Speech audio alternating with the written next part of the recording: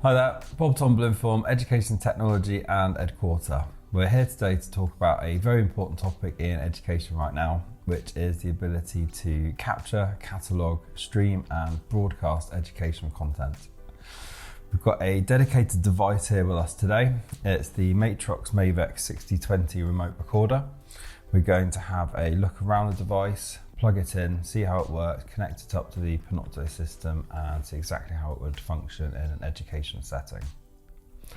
So first off, let's have a look at the device. The first thing we notice is it's a very solid frame. Its size is important as well. It's a half rack design, which means it's going to fit onto any shelving unit or cabinet.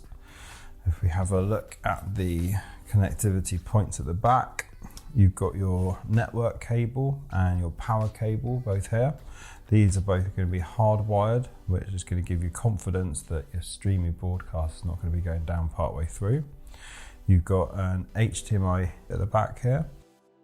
One is for camera. Today we're going to be using a GoPro, and the second one is for the presentation device. So that's going to be your lecturer's laptop.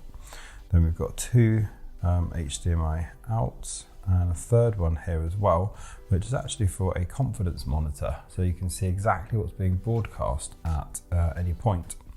Then you've got two audio inputs at the back here and a USB as well. Second USB around the front here, and these are just for USB storage.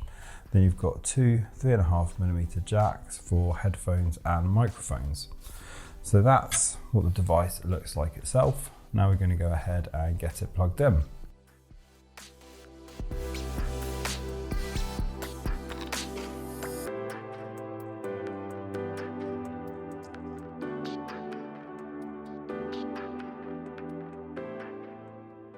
So now we've got it plugged in, we'll have a tour around the Panopto system from Craig.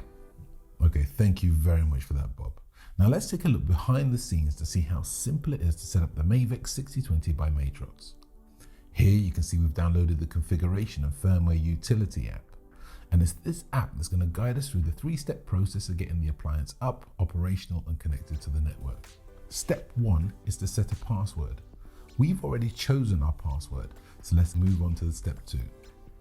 Here at step two, with automatic detection selected, we press search and the software scans the network to try to locate the newly installed hardware. And there it is, it's found it. Now we can press stop and move on to step three. In the final step, we enter our Panopto details, we put in a security key, and we're done. Both the EdQuarter and the Education Technology teams were phenomenally impressed with the ease of setup on this device. For many network managers or IT professionals, the simplicity of setup should offer some peace of mind. But now that we're set up, let's move over to Panopto. And here we are in Panopto. The easiest way that we found to access the device was to click on the system icon in the bottom left corner. In the menu that pops out, we simply click Remote Recorders, and the screen will show us all of the remote recorders that are connected to the Panopto platform. This top one, this is the one that we want. Now on this screen, we can see a live feed from the Mavex 6020. At present, it's showing a web browser from a laptop and the live footage from the GoPro camera.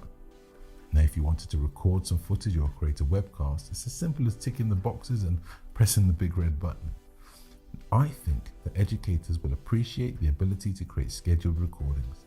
So let's do that.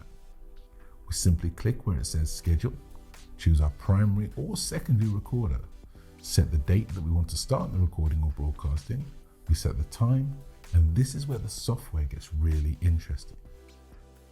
What we're doing here is instructing the Mavex 6020 to record to a routine.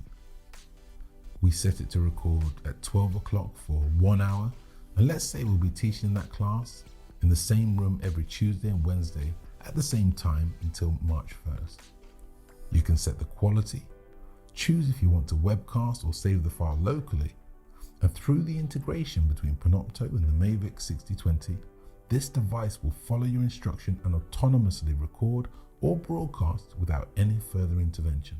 What a great example of how technology can become an enabler. Back to you, Bob. Thanks, Craig. So now we've seen how the device works and plugged it into the Panopto system. Who's who's it really for?